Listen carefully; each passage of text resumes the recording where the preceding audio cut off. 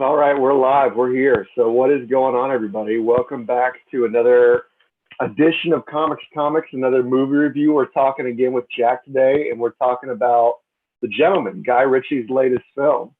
And here we go. All right, so this is the reveal. Jack refused to let me see this before we actually get started with the live stream. I dress like a gentleman. That's good. It's perfect. I didn't, I went the exact. Normally, I even wear a tie on this channel, but I'm not traveling. I'm out of the home office right now. I'm not traveling with any clothes, so I just have my T-shirt.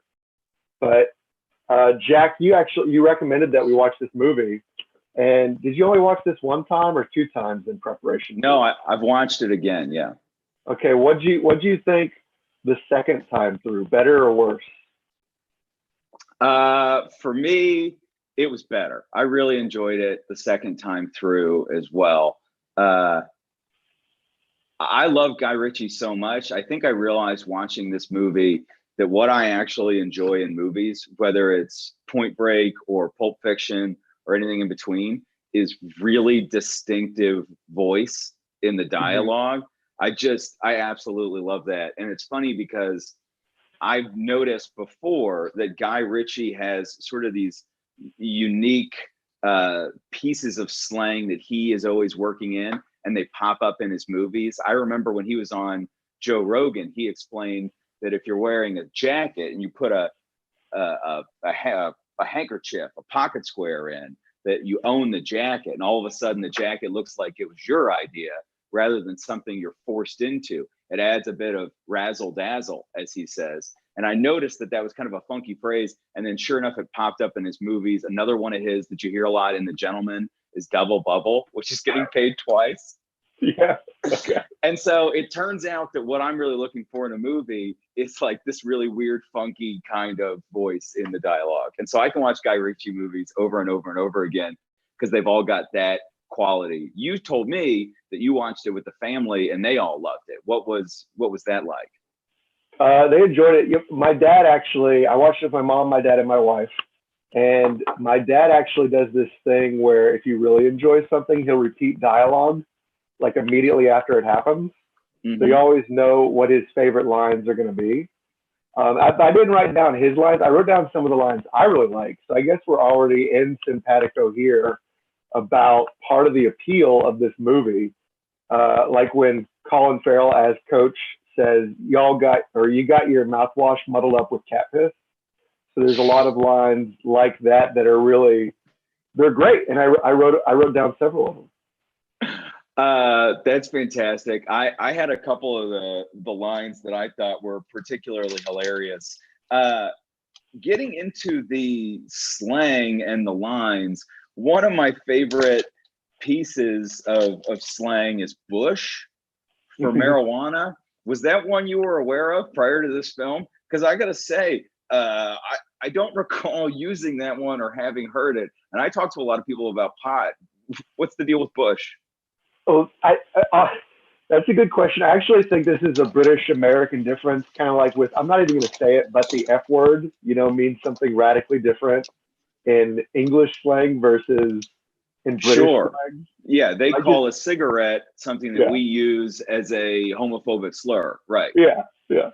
So there is a couple things like that. And honestly, what we should say early on, of course, if you're watching a review of this movie, hopefully you've seen it, you really can't talk about anything that happens in this movie without a heavy spoiling warning. The whole thing. Yeah, because they do this thing, especially like in the first scene, where it's like, oh, I guess we're going in this direction. Because again, spoiler warning. It would appear that Matthew McConaughey's character, Michael, he's Michael Pearson, Mickey Pearson, an Irish hero. I was so thrilled. I love to see it. An Irish Texan hero. For those that don't know, watching at home, I'm Irish and in Texas. Matthew McConaughey, the patron saint of Irish Texan gangsters. So it seems like he's going to die. Like there's, this bait and switch early in the movie. Yeah. Can we talk about that scene and specifically the showcasing of Guy Ritchie's brewery, Gritchie? Did you notice that? Yeah. I think the movie opens with a shot of two guys unloading a beer truck. It's a beer distribution scene. And then the bartender is kind of lovingly pouring a pint of the English lore And then Matthew McConaughey sits down for a pickled egg. I texted you yesterday. Have you eaten a pickled egg before? Yeah, I'm pretty sure I have. And then Alana, my wife, reminded me that we actually have been to like a bar that is like a pickle sort of place. They just pickle everything. So in that environment, certainly, and I think other places too. I may even have had a pickled egg like in an actual English tavern. It was years ago that I was there for like a study abroad trip in the summer. It was like 2013, and I'm pretty sure during that period of time I had the authentic experience. Although I'm not sure I ever had a pint of Gritchy. And to be honest, I had to look that up. Actually, I was just looking up trivia after I watched the movie. I didn't make that connection myself, but then they pointed out one of the Easter eggs is that he's advertising his own brewery. But that was news to me. I didn't realize that while I was watching the movie. Yeah. So as I understand it, he and a group of private financiers made this movie themselves and tried to sell it. And I think that legitimately part of the way that he decided he was going to make his money back is kind of like, well, worst case scenario, at least I'll get some advertising out for my beer with Matthew McConaughey. Mm-hmm. So the movie opens. Matthew McConaughey sits down for a luxurious pint of Gritchy English lore, and we see, after he sits down, blood splatter across his table with the assumption that his brains have been blown out. Yeah, but I'll just flash forward like 2 hours into the movie. It's actually his, what's the word? His consigliere, but that's not the word someone calls him that, but that's not the word they would use. Governor is what they often refer. Governor. Yeah. I guess his governor, his right hand man, played by Charlie Hunnam. What's the character's name? Jay, I think. Ray Mundo. Right. But it's actually he's behind the guy that's pulling the gun on Mickey and shooting the guy that's trying to shoot Mickey. So it's just one removed. But I'm watching the first hour and a half of the movie thinking like, okay, we're going towards. They fooled me. I'm very easy to trick in these situations. I just figure we're on the tracks. We're eventually going towards Mickey's death because I assume maybe I should know better having watched a dozen Guy Ritchie films before this one, but I'm assuming that the moral here is going to be crime never pays, and that is not the moral. No, not the moral at all. Can we talk about what's going on in this movie? Because I noticed something really funky about this movie. In the quarantine, I've been watching just tons and tons of movies. And now Texas is actually out of quarantine. I'm back in the office. We're living life as normal. It's wild here. But I'm still basically staying at home all the time. It's Memorial Day weekend. We're not seeing anybody. So I'm watching tons of movies. I've been watching all these British gangster movies. And I noticed there's this really strange distinction between movies about American gangsters and movies about British gangsters. And the British gangsters are always trying to get out. They've made it and they want to get out.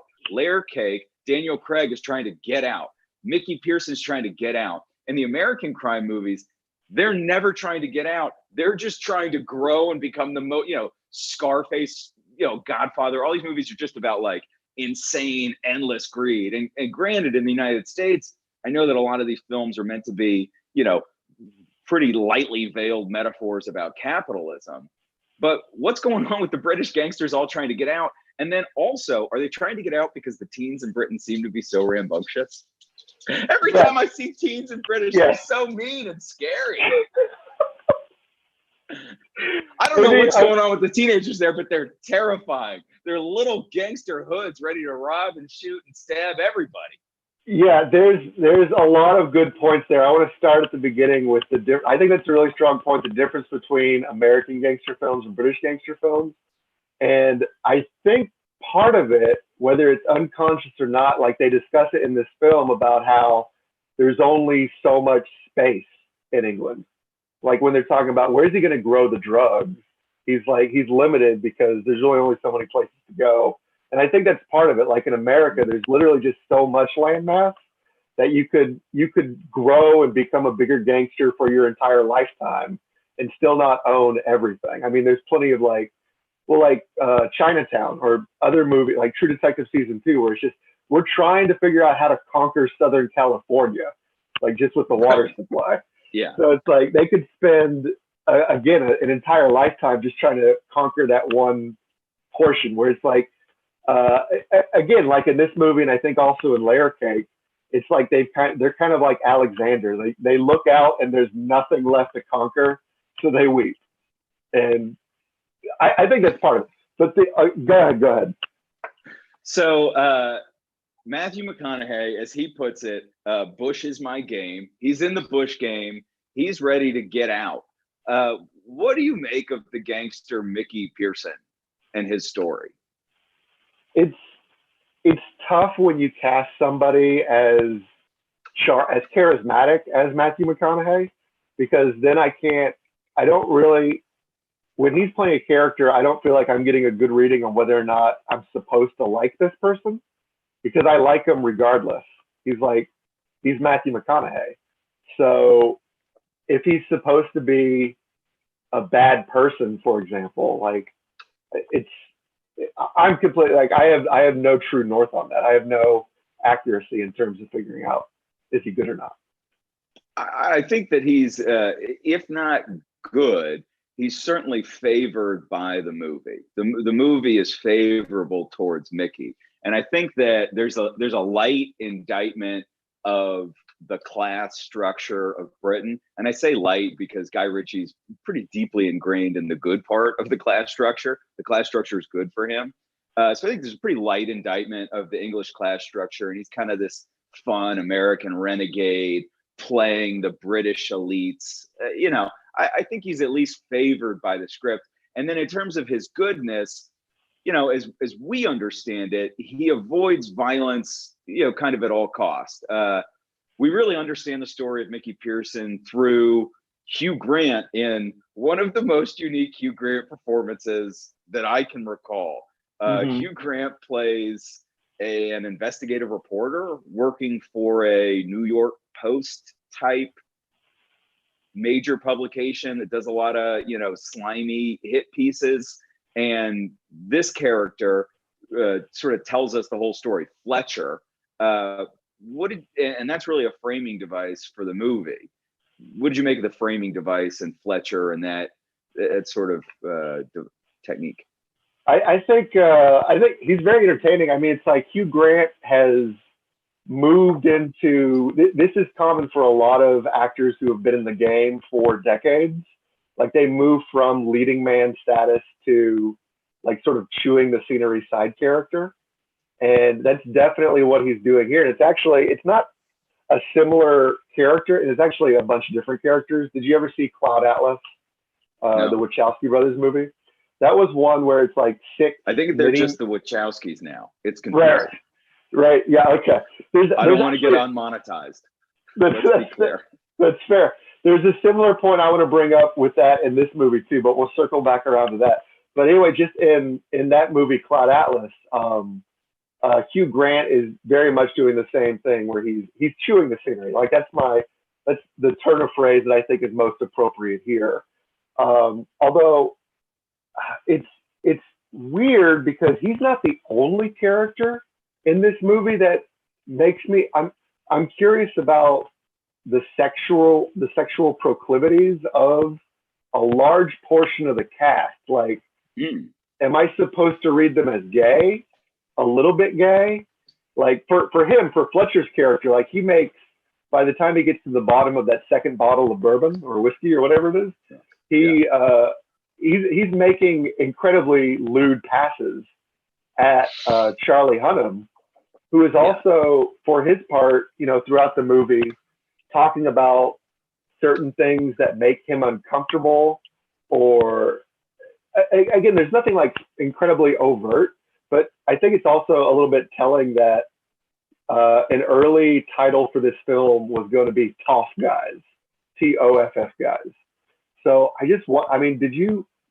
am I going crazy? Because again, it's not like in your face, but did you see this? No, yeah, you're not going crazy. It's a queer movie, and I gotta say, the two of us have picked the most like man sexy beefcake homoerotic films you could possibly pick. As far as best friends go, people are going to go, what's the real relationship between these two guys? And what were they doing all that time alone in Fayetteville? Because this is like the queerest, strangest kind of male dynamics you could possibly explore. And like I said, this is full of beefcakes, red eyes hot. Even Lord George is kind of like a distinguished, good-looking older dude. Like, it's full of hot dudes. The only woman in the movie really is the missus, and then there's that teen girl who's pretty rough looking, although she's, you know, a smackhead, so that makes sense. But yeah, Hugh Grant is at least interested, I think, in Charlie Hunnam. I think that Ray is not gay because it seems as though Fletcher is pushing Ray with these sort of passes and bothering Ray. Now, granted, it could just be because Ray's not interested in this old creepy reporter. To me, the Hugh Grant performance had big shades of young Michael Caine. Have you ever seen Dirty Rotten Scoundrels or Arthur? You know, the way that he is. At first, I was thinking kind of Graham Greene, which is like masculine and aggressive, but very effete, toughish, if you will, right? Mm-hmm. And I think that as I watched it more, I was like, oh man, this is like a young Michael Caine. And it made me think, like, they remade Arthur with who's the long-haired British comedian was it Russell Brand? Russell Brand. They remade Arthur with Russell Brand, I think. But maybe they should have Jude Law. Oh, Jude Law, whoever they remade it with. I think maybe they should have remade it with with Hugh Grant. That might have been a more interesting refresh of that movie. So this to me was like a young Michael Caine.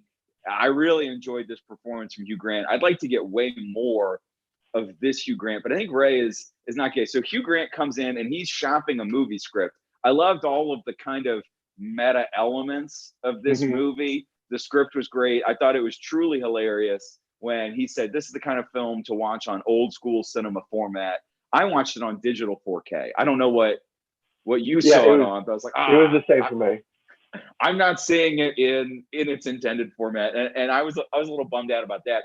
But I thought the framing device was great. I'd like to see a lot more movies jumping in and out of these more unconventional narrative styles, because I thought you got essentially a pretty straightforward narrative within that framing device. And that was really enjoyable, but it was sort of spiced up by that framing device. I did not at all see the twist coming that Fletcher was going to betray the gentleman to the Russians. That caught me when we got to that part of the twist. Mm-hmm. It was actually, so with the Russians, it was one of those points in the movie where it's like the Russian kid dies because he falls off the balcony.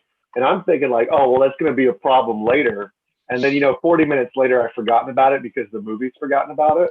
And then it loops back. It's good. It comes back around again.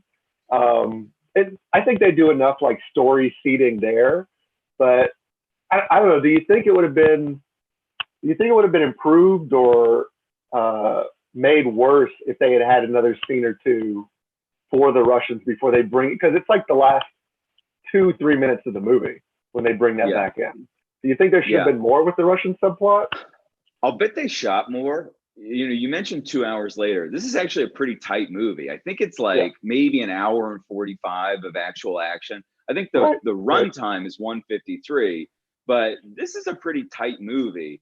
And I think that there's two things going on. I'll bet that they shot more and wrote more with the Russians, and they cut it to just sort of streamline this. But I think that does make the narrative effect work for me.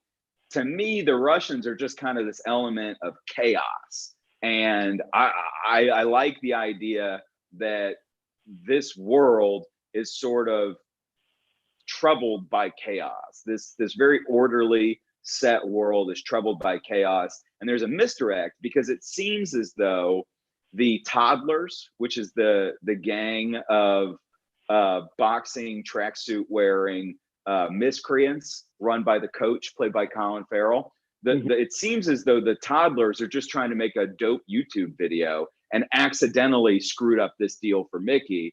But that's actually not the case. That was orchestrated. And so you have sort of these competing things with, sort of seemingly chaotic events and then actual chaotic events. and the actual chaotic events are, truly dangerous and disruptive.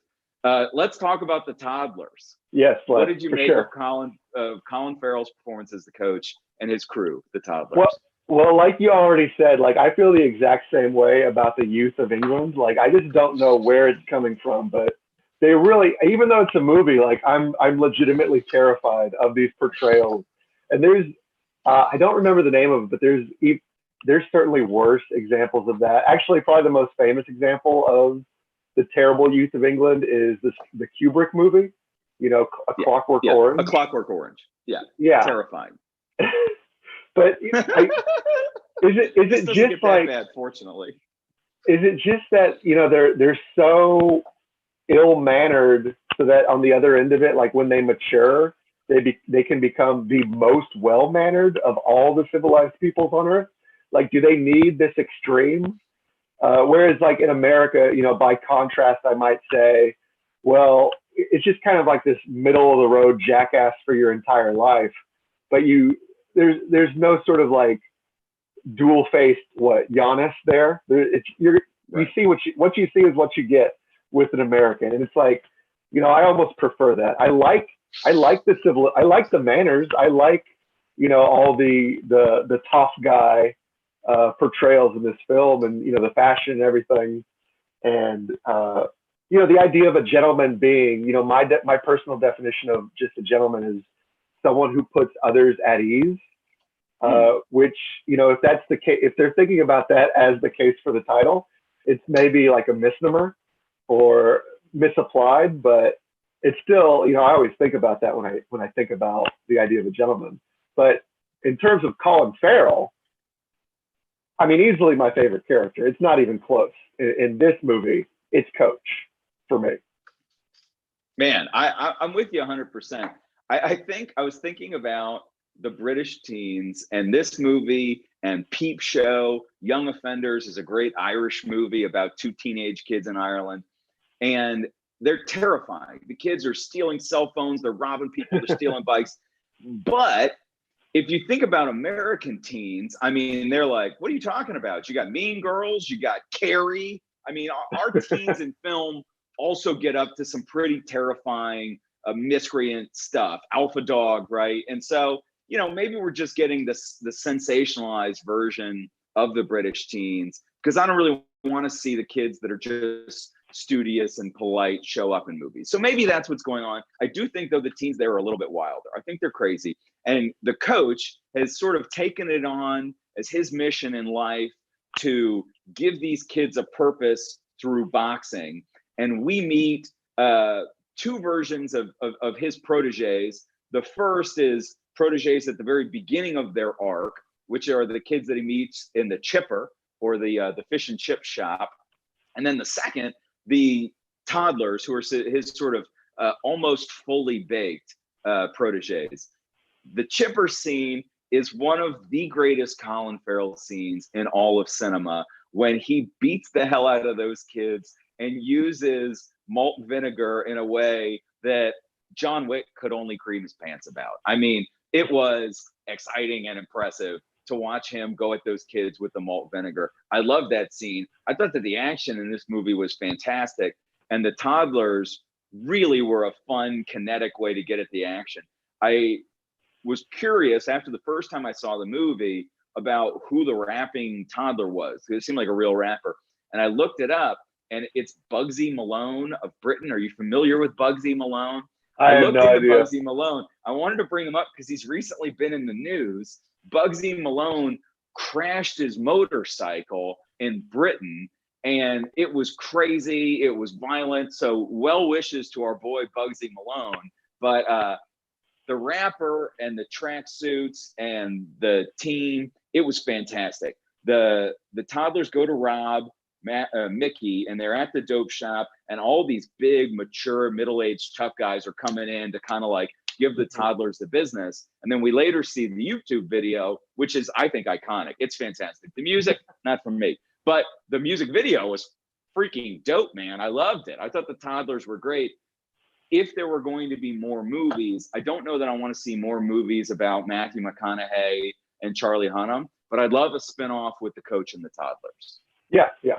That is, I pretty much echo all those sentiments. I would say in terms of like movie complaints, like the ability of the toddlers to get that sort of like gonzo fight edited and produced and like up on YouTube seemingly an hour later, like sort of stretches credulity. But you know, besides that, definitely they're entertaining. And again, like I already mentioned how charismatic Matthew McConaughey is, but I really think that Colin Farrell is on another level. And I think that the movie would have been helped if they had had a part for, say, Tom Hardy as well, because I think Tom Hardy could probably keep up with Colin Farrell and that sort of like battle of being a charismatic London gangster. So that was really like a casting missed opportunity, I think, to not have something for Tom Hardy in this movie. And maybe also, because he's been in so many other Guy Ritchie films, Jason Statham, I probably would have liked to see again. But the good news there, at least, is that the next Guy Ritchie film, which is about a cash truck heist, I think it's called Cash Truck, but it's my God. It's either going to be, it's Jason Statham's in the lead, so it's either him trying to steal the money from the cash truck or protect the money in the cash truck. I'm not sure which, but that is, I'm guessing at the plot, but that's what's next for Guy Ritchie. Oh, I'm excited. I'm ready for it. I love it. I don't know if you know this, but Guy Ritchie made Snatch in like 3 months. He wrote it and shot it all in like 3 months. That's crazy to me. That I love this guy as a filmmaker. I think that like literally Snatch. Yeah. No. Okay. No, I don't think so. What do you think? What's the best Guy Ritchie movie? Well, I mean, I would say, but I haven't watched it. It's funny because we watched The Gentleman, and then literally on satellite TV on one of the movie channels, like when we turned it off, Revolver was on. So Revolver's the one that's more of like, I guess, kind of a psychodrama. It's like clearly the one where I think Guy Ritchie is exercising like all the Kabbalistic tendencies he learned from being married to Madonna. Like I think a lot of that sort of like supernatural stuff is in that one, but that's starring Jason Statham trying to figure out his own mind. And I almost thought about watching. I haven't seen it in 10 plus years, but I almost thought about watching it. And then I watched like a scene and I was like, you know what? One Guy Ritchie movie a day goes a long way. Like I had had enough with The Gentleman. I really feel like that might be the case if I tried to go back and watch Snatch during this week. But I haven't seen Snatch in years and years. I just remember it being like, that was an early purchase for me on the DVD format. It was like one of the first DVDs I bought. So I watched it a whole bunch for that reason. And then it was also just, it was very rewatchable around that time period of like 2000, 2002. But I haven't seen it in years. You've seen it more recently, and you're saying it's not the best. No, I don't think it's the best. I think it's hard to say what's the best Guy Ritchie movie. Are you hearing me okay right now? Yeah, I hear you, but I think your camera's gone sideways. You're now 90 degrees. So it lost your video for a second and then like just reorientated. But I hear you just fine.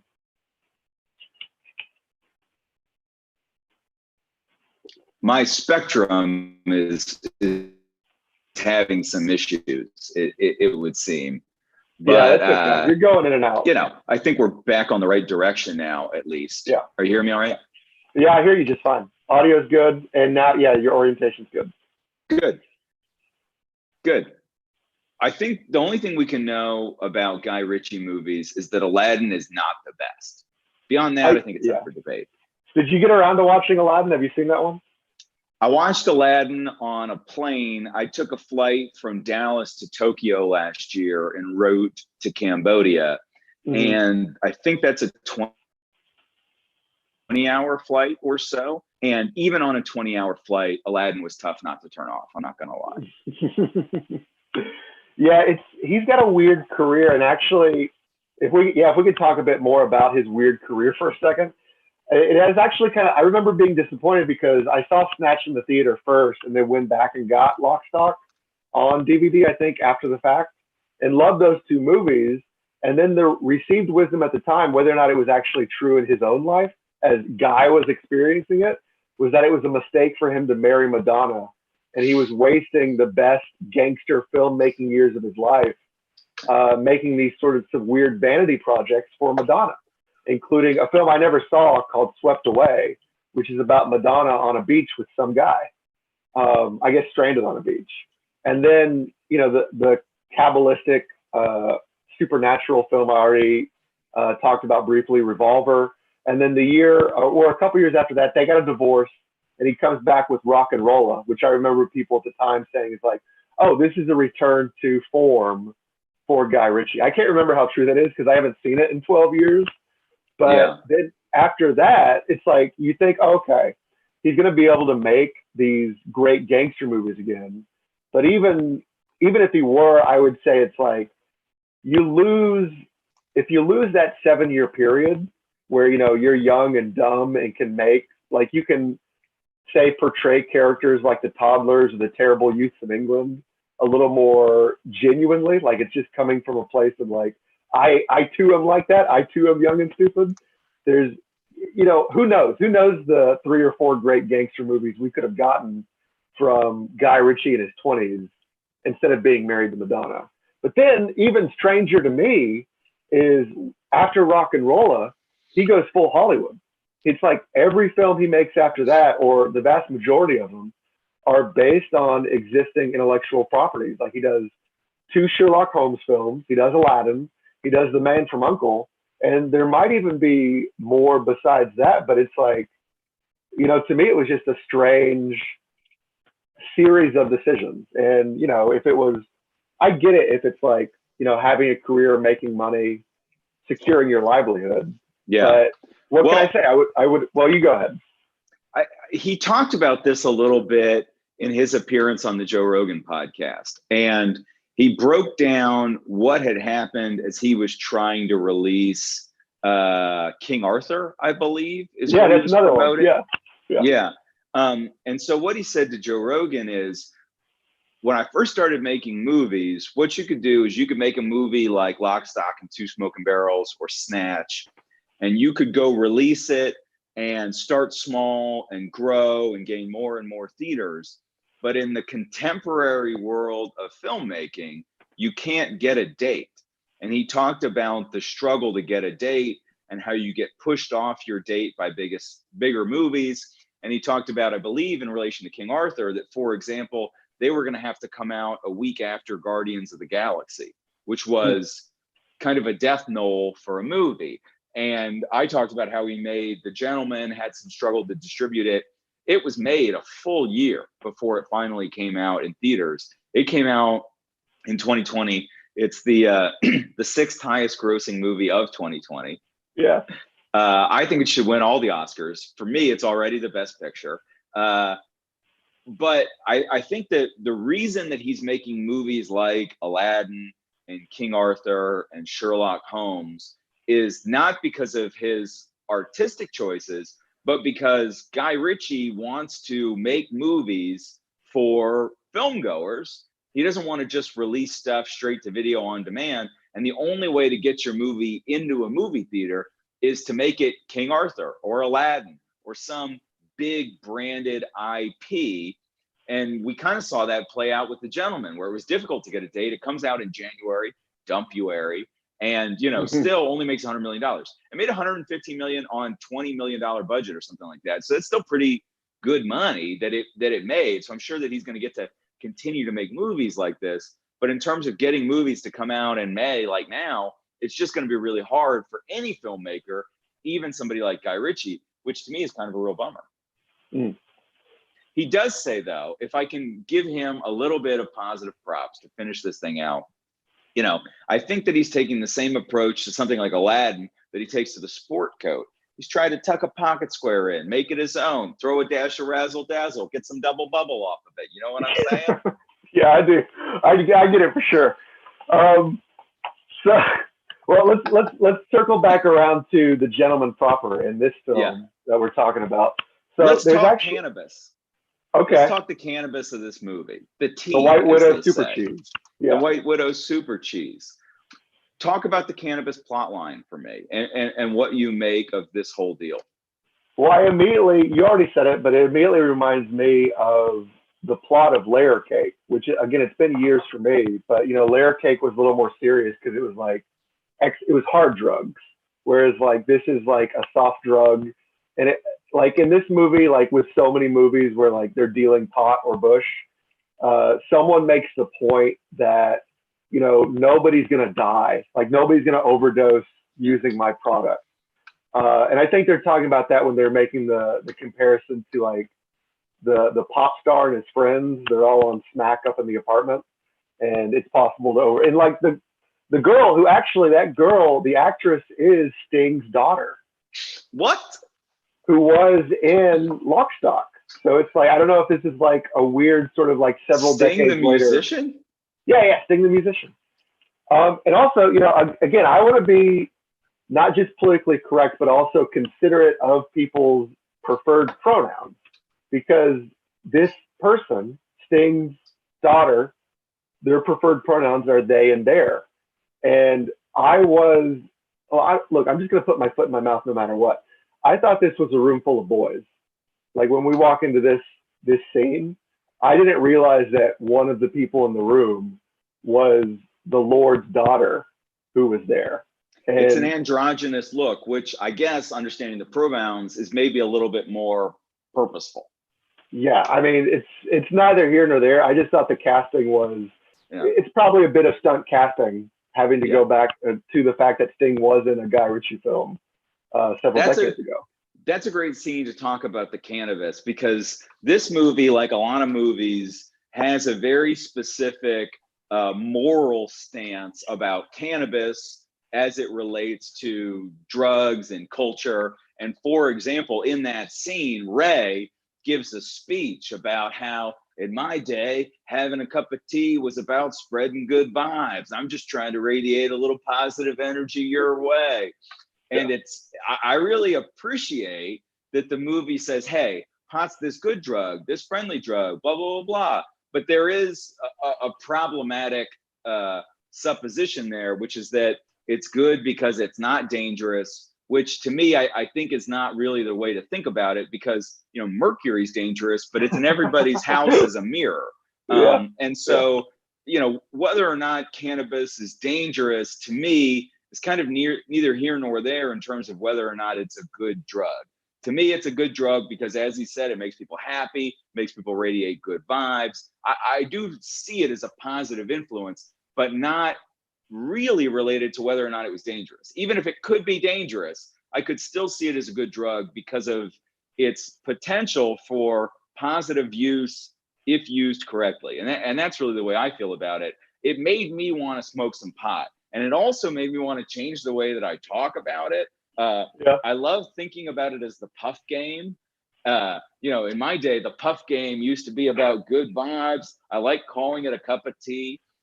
Hey, you want to rip a bong load? As an adult, the idea that I'd ask somebody to rip a bong load is very unpalatable. But I'd love to invite you over for a cup of tea. Hey, come on out to the porch and have a cup of tea with me. I love that.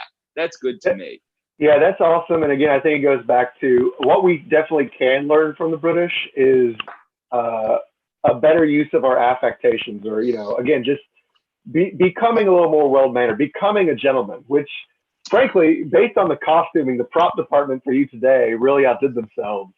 Like you're way past me on this one. You're at gentleman status. In terms of the title, this was not an alternative title, but I thought it might be, because again, it's up until like the trapdoor Russians being the big boss at the end of the movie, the actual bad guy is a Jewish man, which is, again, I'm just going to put my foot in my mouth. It's like, if I'm making a movie, I probably wouldn't do that. Like, I probably just wouldn't like invite that sort of criticism.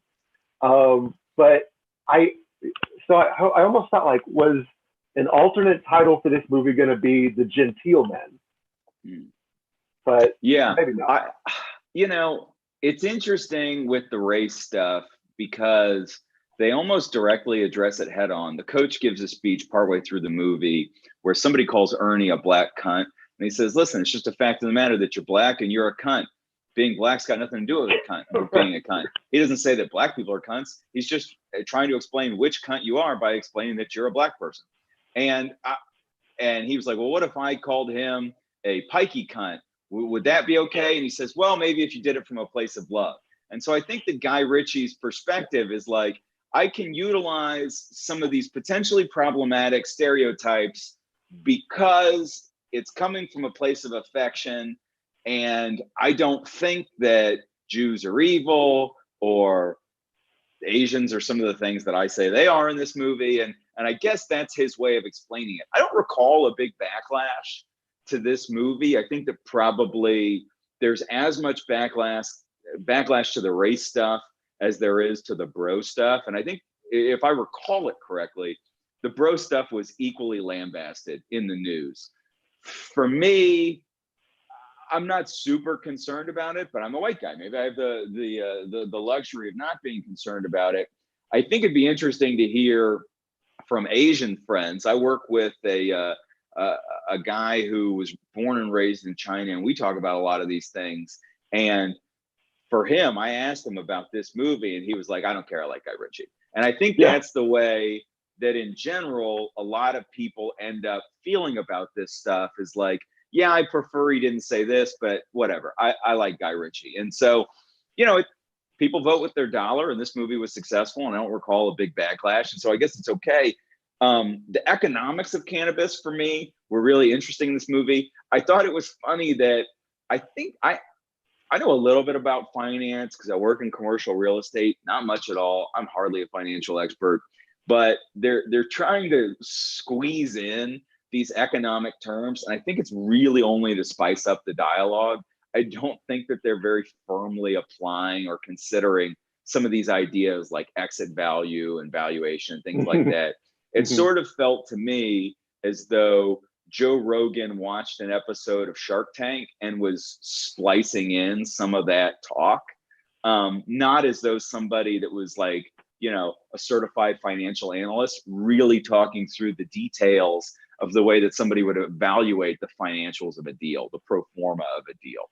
Right. Well, I mean, a lot of that, especially in the last scene where Matthew Berger is talking down Mickey on the price. It's like that, especially is clearly the subtext there is just it's about power, like who gets to tell the other person what to do. And that's fun too. I liked it. Again, I didn't realize it at the time, but when he's talking about he's going to get his pound of flesh, this is maybe Guy Ritchie being a little more literary than I gave him credit for. He's making a Merchant of Venice reference. So it's like that's why he has basically Shylock in the film. He stops just short of naming the character Shylock, but he's there. He's a burger. He is the burger. And eventually Mickey gets his pound of flesh from him. But, again, just bottom line, I thought it was like, it's a wild take in current year, I believe, like to step on any of these potential eggshells. And the race thing too, there's a great line. I think it's Coach says to the guy, it's like, it's a term of familial affection. And that wording was so close to what I've heard Zizek say, the guy who's always, Zizek. Yeah, exactly. I'm worried about in the era of COVID. He's in his 70s. He's super fat. I literally thought about this the other day. Like, are we going to lose Zizek during this COVID thing? It's possible, but continue. He was on an episode of the Chapo podcast, the Chapo Trap House. You've heard of this? It's not I don't great. care for it. It's not good. I'm a real leftist. Let's talk about Frederick Jameson. Let's talk about these ideas. The Chapo Trap House guys are fucking idiots. I'm talking to you, Chapo Trap House. You literally don't understand the concepts that you're talking about. You need to go back to graduate school, restudy these things, and then re-engage in the dialogue. They literally don't know what they're talking about. This is good. I mean, it's been almost a year that I've been doing the channel, and I haven't had any outrage yet. I think it's about time. We're there. But I only listen to an episode or two because he was on. Like, I just want to hear Zizek as the guest, and that's really my only familiarity with this podcast. But I'll side with you just on principle. Whatever you say, I believe. But he pretty much said the same thing on their podcast about, like, probably we would have better between tribe relations, no matter what the tribe is or what the ethnicity or cultural touchstone is, if everyone felt more comfortable saying these rude things to each other. And then, that precedes a 3 or 4 minute rant by Zizek of just saying the most offensive stuff you can imagine, which I won't repeat here. But, again, he's got it. He's got that sort of character that allows him to do it. Zizek is wild. And for those that haven't seen it, he has like a bizarre film review series on Netflix that I saw years ago, where he talks about different movies, talks about They Live, talks about all kinds of stuff. And that was fantastic. To spin off of the race, one of the funny things that it happens in one of the scenes in this movie, Mickey has his interaction with Red Eye, where Red Eye tries to buy him out. And Mickey tells a fable to Red Eye about the young dragon and the old lion, and the young dragon wants to acquire the lion's territory, and he tells the dragon to fuck off, and the dragon doesn't listen, and eventually he takes him on a walk and puts 5 bullets in his head.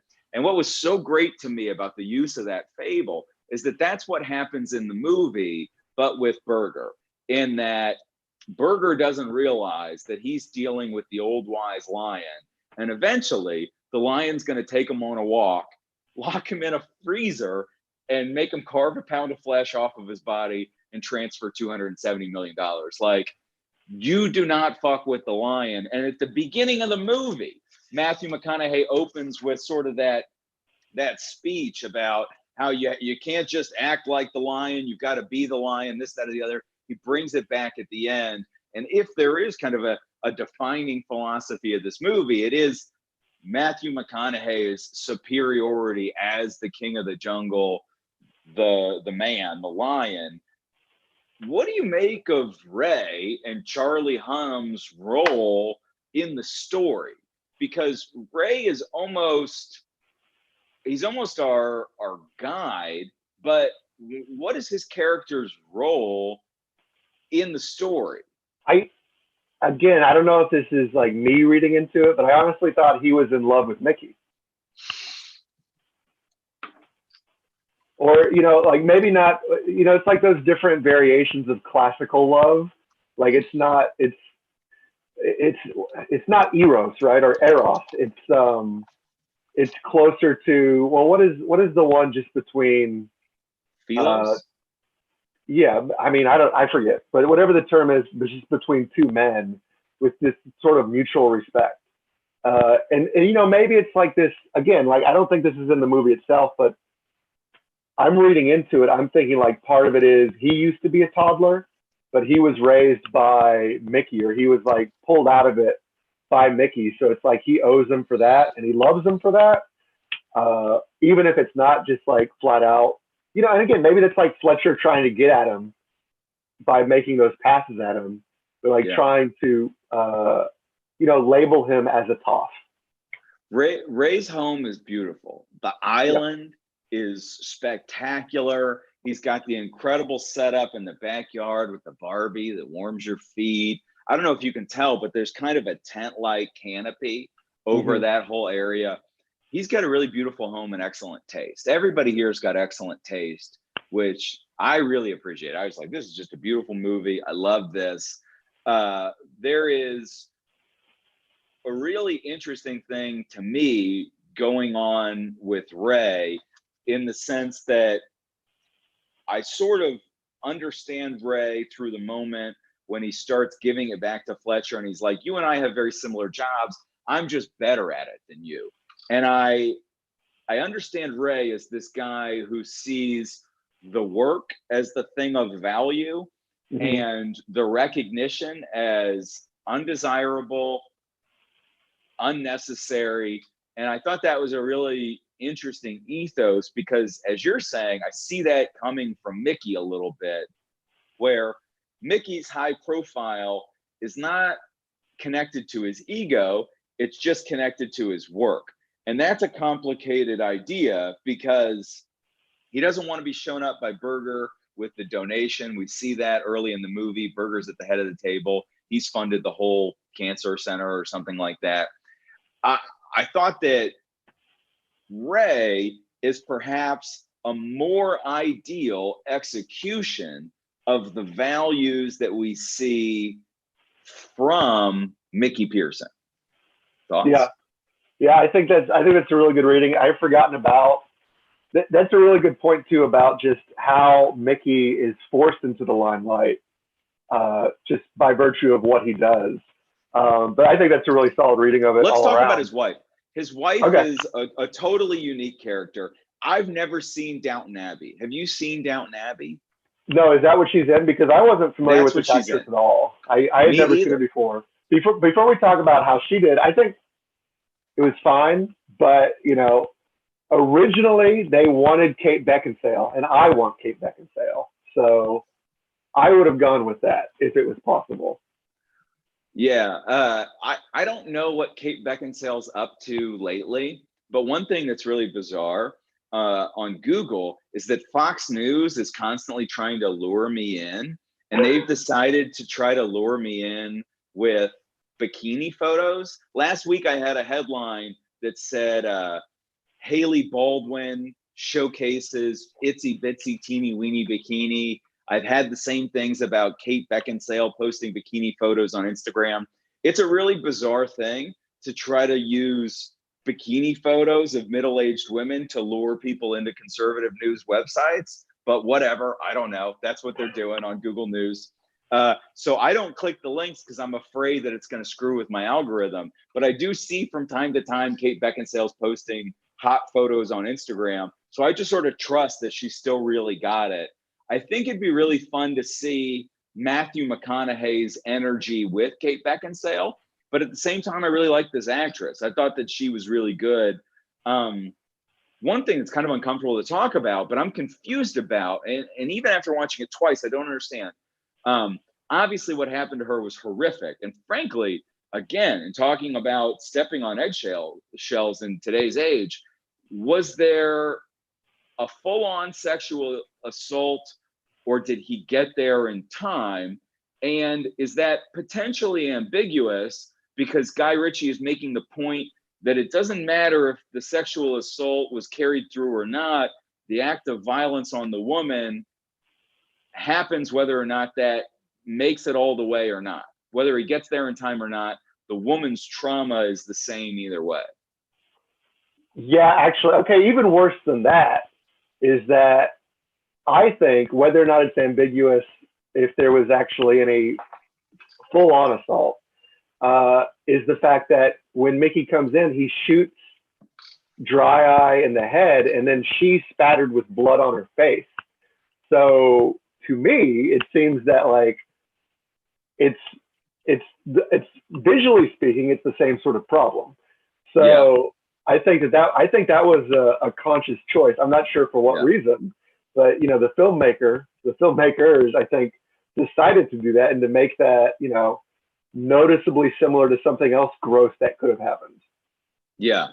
No, I think you're right. That was a really intense scene, and I would say that in general, this is a pretty good time, fun romp movie.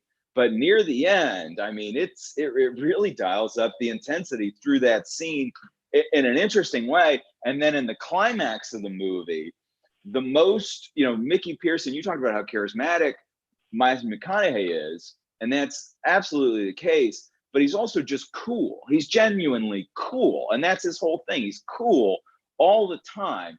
And the most uncool we ever see him is at the end when he's referencing that somebody laid hands on his wife, and it's intense. It's a really intense way to finish out the movie. And I was really glad that we got to see, at least in some way, some healing from the trauma, as at the end of the movie, the missus and Mickey are back at home again, happy and safe. That was, I appreciated that salve, although potentially it's more powerful to leave me without that easing. I thought it was really impressive. I thought she was good in the movie and a real match for Matthew McConaughey. The only person I think I would replace is Matthew Berger. Jeremy Strong, the performance was not for me. What did you make of it? Well, again, another character who I think, even if he's not doing anything overtly homosexual, he certainly has some queer tendencies. Yeah, that's probably the better word for it, queer tendencies. And again, it's like, there's no way that's an accident. So I just asked, ultimately, to what purpose? What? Because it's like, it's more than one character. It's more than a few characters. It really does seem to me like every male character is basically a tough guy. So yeah. It was interesting, and I guess this is a bit of a credit to the actor, because he gives a very distinct portrayal in this movie with some really unique affectations. And I was reading about the actor, and he was married with kids, and I was like, what, really, to a lady? Yeah, I guess that's just a testament to the performance and the affectations. I did like the notion of a effeminate drug dealing billionaire from Oklahoma. I thought that was a really interesting character. It just wasn't totally pulled off for me. And he doesn't bring much to those scenes. McConaughey is such a engaging actor. He's so charismatic. I think that we've seen a lot of people play off him in really interesting ways. And to me, Berger just doesn't really play off McConaughey in particularly interesting ways. And I didn't think that that was necessarily because of the script or the screenwriting, because I think that those characters are put into interesting situations, but the performance for me didn't work. If there's anything that for me that didn't work about the movie, it's that character who I'd really like something more out of. And you mentioned Statham and some of these other Guy Ritchie regulars that we didn't see reappear in this movie.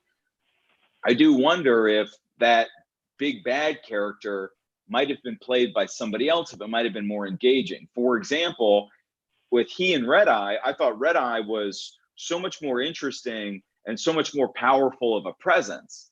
It totally makes sense to me, I guess, then, that Red Eye would try to supersede Berger. Yeah, you mean Dry Eye, right? Is it Dry Eye? Dry Eye, Red Eye. I've been calling him Red Eye the whole time. Dry Eye. That's okay. Sorry, it's a weird name. Dry Eye, Red Eye. What's the deal? Anyway. I don't know. So again, like similar to Point Break, which we talked about a week or so ago, this is another movie where, and again, we've kind of been talking about this the whole time with these, like the homosocial tendencies at worst or best, whichever. But there's not really a lot of female representation, or just flat out female. There's not that many female actors in the movie. So very similar to Point Blank. What do you make of the decision to have like an all-female auto body shop? Like, you watched the movie twice. Was there an in-universe explanation or justification for this, or is it just eye candy? I think it's a little bit of eye candy, and I also think that, to your point, Guy Ritchie, I think, has had it up to here with cultural expectations, and so he's ready to have his men deeply invested in their appearance, have that be of real concern to them and real relation to their value as people. Like, for Guy Ritchie, a man looking good does relate to his real world value. And I think that he's just playing around with some gender stuff. And he's like, it'd be cool if there were all these sexy female girls only mechanics. I think he just thinks it's an interesting idea and throws it in that way. Pardon me. Okay. Yeah, that makes sense. And certainly, I mean, from my point of view, I don't expect them to bring in more females or more of any category of people just to hit a quota. It's like, yeah, that wouldn't bother me either way. Let me let me add this though.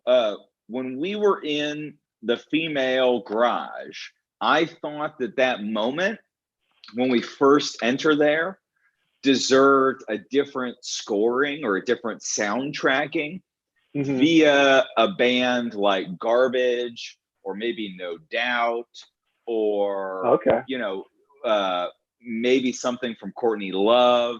I thought that there was like kind of a punk rock and roll vibe that should have been brought there with the presence of some cool punk fuck you female musician. And maybe it's Grimes or something like that today, Billie Eilish. But I thought like we needed Courtney Love or Garbage or something like that soundtracking it. What's your familiarity with the Wu-Tang Clan? We have an iconic Wu-Tang Clan moment after the youths film on their cell phones Aslan the Russian falling out of the window, and Ray and crew give chase to the youths, iconically soundtracked by the Wu-Tang Clan. Well, what's your familiarity with the Wu-Tang Clan?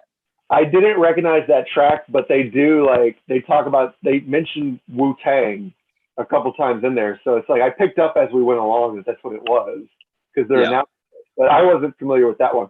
I know a little bit just about less so the music and more so the members.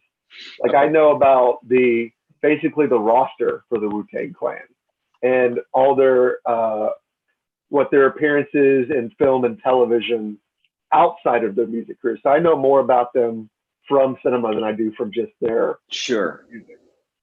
Well, they're iconic, and that particular song is used in so many movies. Seth Rogen, I think, has used it in like 3 movies alone. It's a cover by children, which I think is kind of extra hilarious given that they're chasing teens. But I think it's literally the most iconic use of Bring the Ruckus that I've ever heard in a movie. And I think that one of the arguments for this winning Best Picture in 2020 is that they most effectively utilized the Wu-Tang Clan in film. That's good. I mean, again, if everything just stays shut, if movie theaters especially stay shut down, then there's a better than average chance for this movie to unexpectedly clean up on the award circuit this fall and winter. And I'm for it. Really, the last thing I've got is I want to talk a bit about the gun politics of the movie. Because I think that they make a couple points throughout about how much of an advantage you have in a violent situation if you have a gun in England, because it's not just the assumption like it would be in America that everybody's a cowboy, everybody's got a gun. Whether or not that's true to every man, woman, and child in America, that's certainly the portrayal of Americans, especially in film. But I think there's also some reality to it as well. So that same scene we were just talking about with the Wu-Tang track, that ends with him confronting those kids in the under the bridge or whatever. And he has, I don't even know what kind of gun that is, but it's a big one. He pulls it out from under his jacket. I believe it's an SK. Okay. SKS semi-automatic. Yeah. But there's that scene. That's a pretty blatant, example of, again, if it was like American teens, I would half expect them to all react by pulling out a gun themselves. Or at least like start with him pulling out a pistol, and then they all pull out pistols, and then he pulls out the bigger gun. That's how I would expect it to go in an American example of that. And there's also, for whatever reason, even though they're gangsters and they've got these guns, at a certain point, Michelle Dockery, I believe, the wife, she says that the gift from Berger is an inconvenience because, it's a crime to own this gun, this paperweight. And it's like they'll have to get rid of it. But then it also ultimately becomes useful in the end for its true purpose of, being a violent weapon or just a weapon.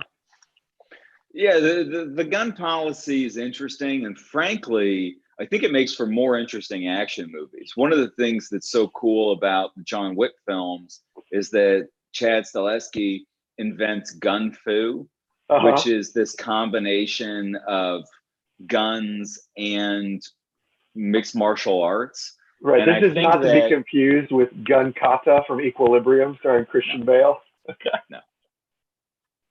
And I think that one of the reasons that the John Wick movies have such interesting action is that the guns are used in a really interesting way. And so by locating this movie in Britain, where there are fewer guns, I think we get more interesting engagements. You think about the toddlers raiding the grow site. If they raided a grow site in Oregon, everybody's going to have automatic rifles. You know what I mean? Like, it's more interesting because there are fewer guns in Great Britain. We get more interesting action engagements. Speaking of guns, the movie opens with Matthew McConaughey getting his sort of head blown out, and then we go into the title credit sequence. Do you recall the title credit sequence where the different characters are wafting up in images of smoke? Yeah, I like it. It's a very James Bond sort of. Yeah. Yes, exactly. It's got big James Bond overtones. And the number one thing that I took from coming away with this, that I came away with from watching this movie, this incredibly distinctive visual clothing style, this incredibly distinctive filmmaking, this incredibly distinctive dialogue, but clearly some of the things that make James Bond movies really interesting.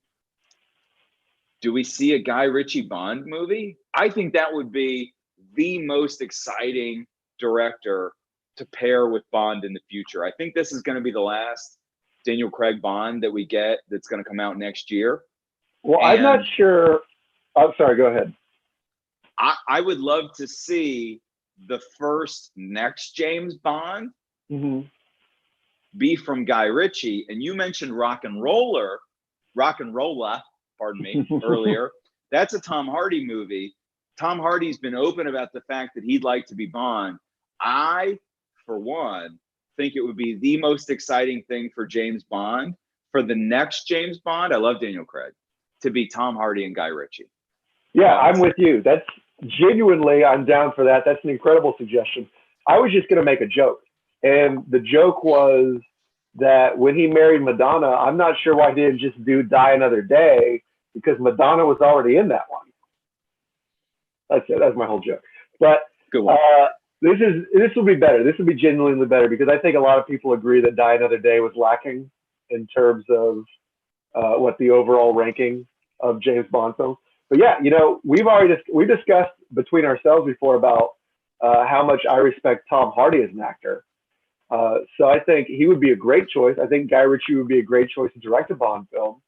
Bond is really interesting because it's like there's all these rules you have to follow, or there's like these scenes that have to be included. Guy Ritchie's going to put the pocket square in Bond. Yeah, he's going to give it a bit of razzle dazzle, get his double bubble out of it. Yeah, he would. Yeah, I think he'd do a great job of like following all the rules, but then also making it unmistakably Guy Ritchie. So yeah, I mean, you know, hopefully we get lucky with that one. I don't know, but fingers crossed. What do you think? Anything else on The Gentleman before we call it for this one? I think The Gentleman's fantastic. I think it's one of the best movies that we're going to have in the 2020s. Okay. Yeah, I think that it's visually distinctive. The actors give fantastic performances, except for Jeremy Strong. The filmmaking is really good. The action scene where things really go sideways and they go really unique with the action in the fight is just really, really killer. I love that filmmaking. I think this is a must watch, and it's going to continue to be something that's very rewatchable. Yeah, absolutely. It's, I mean, I'll have to rewatch Snatch again to see if that's still my favorite Guy Ritchie film. But, you know, I think it's between these two at this point. It's between Snatch and The Gentleman in terms of which one I enjoy more. But yeah, I'm also going to, you know, just following the Siskel and Ebert tradition, I'm just going to say thumbs up as like the reference for like, I only have one thumb to give, but I enjoyed it. I recommend that people go see it. And then also, this was just in the background the whole time as we're going out. I did my sketch of Colin Farrell as Coach. It's you know, I never get the likeness quite right, but I did enjoy drawing that. And you know, it's still ostensibly kind of an art channel. But what do you think? Should we announce now? What do you want to review next time? Oh boy. I think we've gone old school, we've gone contemporary. It'd be great to go old school again, potentially. this film shit on The Conversation by Francis Ford Coppola. Have you ever seen The Conversation? I wrote that. I made a note of that too, and it's actually funny. That's a movie I have a digital copy of that I have yet to watch. So like I have that ready to go if we choose that. So I don't remember which streaming service it is, but it's available for free on a streaming service. And I thought it might be nice to do a movie that's a little bit older that is available for free on a streaming service.